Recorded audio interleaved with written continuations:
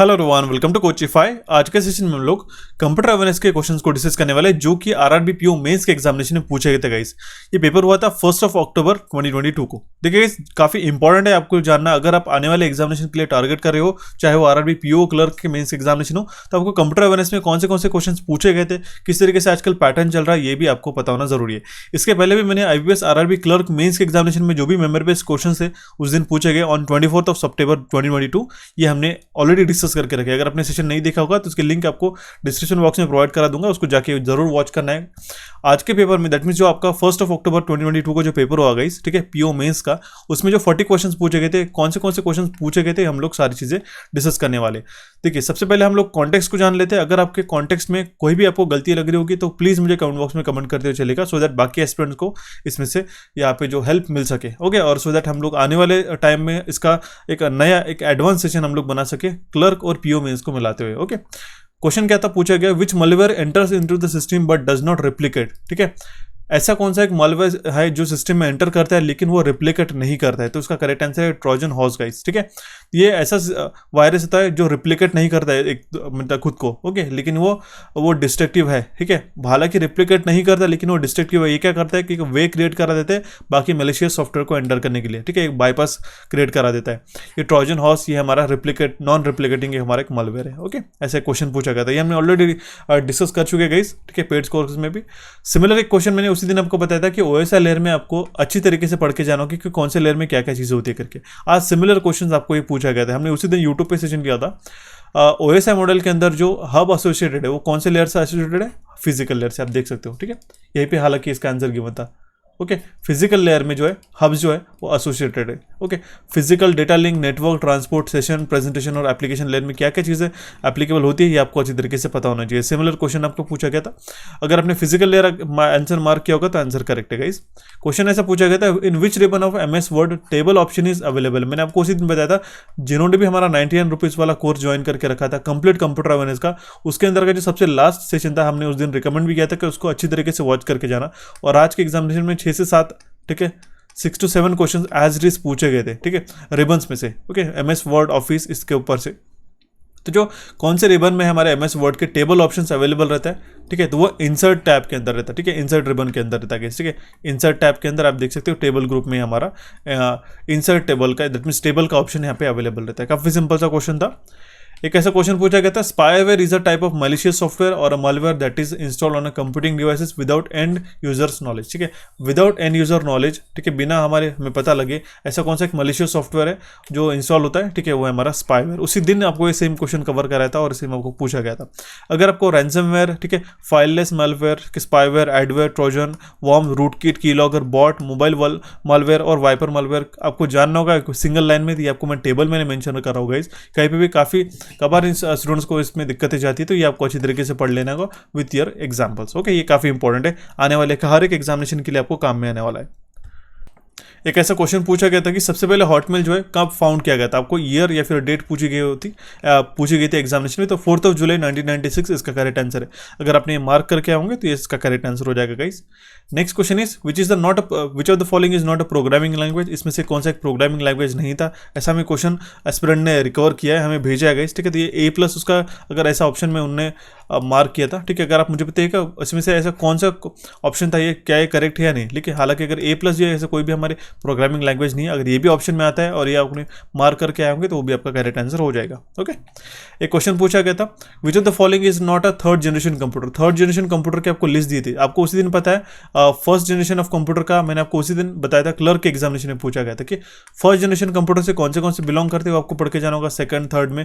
और similar question पूछा गया था यहाँ से था कि थर्ड जनरेशन कंप्यूटर में कौन सा एक हमारा सिस्टम बिलोंग नहीं करता, कौन सा इसमें कंप्यूटर बिलोंग नहीं करता। तो उसके करेक्ट आंसर मुझे ऑप्शन में बताइएगा। हाँ, काफी सारे स्टूडेंट्स हनीवेल इसका ऑप्शन बता रहा है, लेकिन मुझे आपका करेक्ट आंसर मुझे जानना है, कमेंट बॉक्स में कमेंट करिएगा।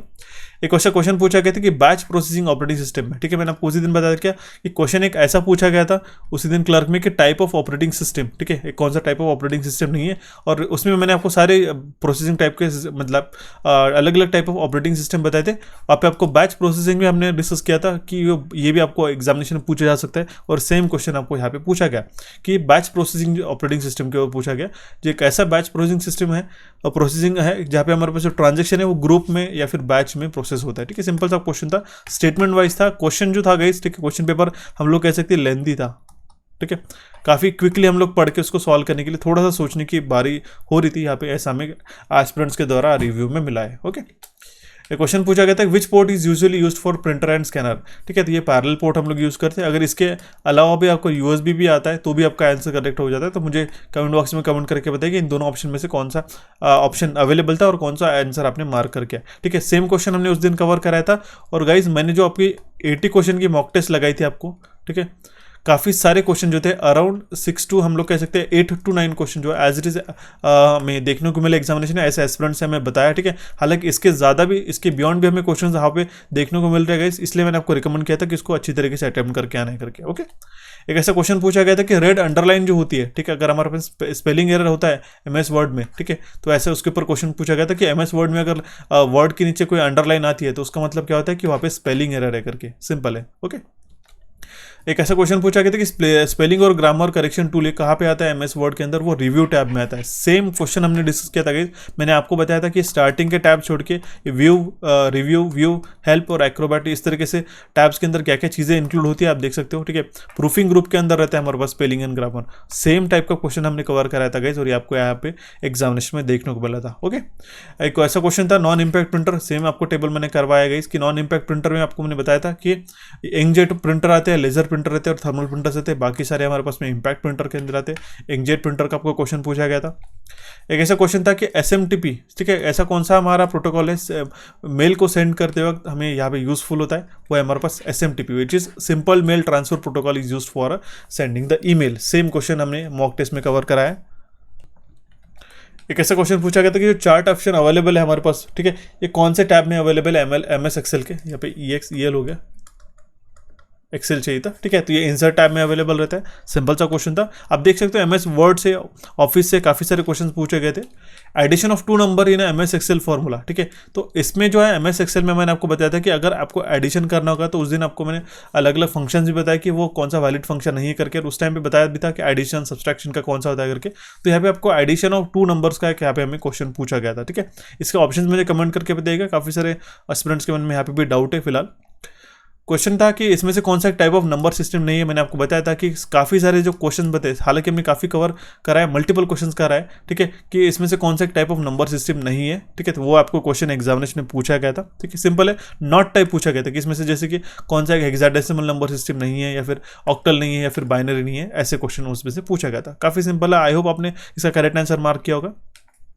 विच of the following is not a font style available in the MS Excel 2013। ठीक है, MS एक्सेल में कौन सा इसमें से फॉन्ट स्टाइल अवेलेबल नहीं, तो ये ऑप्शन में था गाइस होमलैंडर। तो ऐसा कोई भी हमारे पास फॉन्ट स्टाइल अवेलेबल नहीं, हालांकि एरियल वगैरह है। ठीक है, एरियल आता है, टाइम्स न्यू रोमन आता है, तो काफ़ी सारे कैमरी आता है। ठीक है, कैमरिया मैथ्स आता है। ठीक है, अलग अलग टाइप के फॉन्ट्स अवेलेबल रहते हैं, होमलैंडर हमारा कोई भी नहीं है।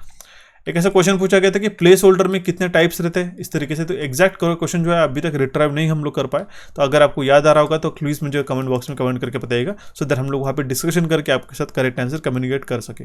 ओके, क्वेश्चन था कि पोकेमॉन गो जो था, आपको पता है काफ़ी गेम पॉपुलर हुआ था 2016-2018 तक। ठीक है, तो ये कौन सा टेक्नोलॉजी के ऊपर बेस्ड है, तो ये ऑगमेंटेड रियलिटी के ऊपर बेस्ड है। आजकल एप्पल जो है, हालांकि सबसे पहले जो ये ऑगमेंटेड रियलिटी के जो एप्लीकेशंस आए थे, ठीक है, कैमरा में सबसे पहले सोनी ने लाए थे, उसके बाद उसको एप्पल ने भी इंट्रोड्यूस किया उनके आईपैड्स में वगैरह। बट ये जो ऑगमेंटेड रियलिटी वाले गेम से ऑलरेडी आना शुरू हो गए थे। ये पोकेमॉन गेम जो है, ठीक है, पोकेमॉन गो ये जो गेम है, ये ऑगमेंटेड रियलिटी के ऊपर वर्क करता है। ठीक है, AR उसको हम लोग कहते हैं, ऐसा उसके ऊपर क्वेश्चन पूछा गया था।